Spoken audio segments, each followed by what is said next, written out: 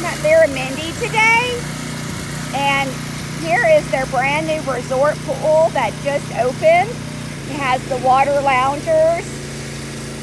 It has the lap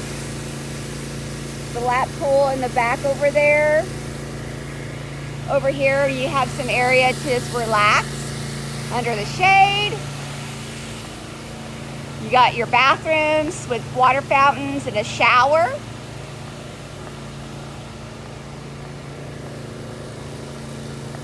In the background, you can see where they're building out the new phase. They're building out the roads out there. This looks so refreshing right now.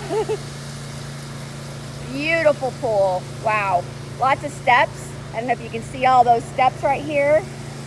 These people that kind of hang out on. This is gorgeous. This is going to be the splash pad over here for the kids. And then here's another covered area. And something cool over here. There's another area over there. They're doing some, looks like cleaning. Sorry for the loud noise.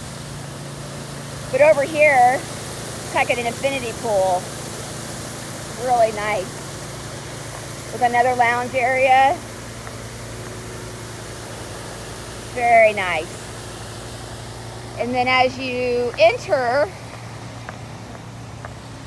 let's just take a walk over here real quick.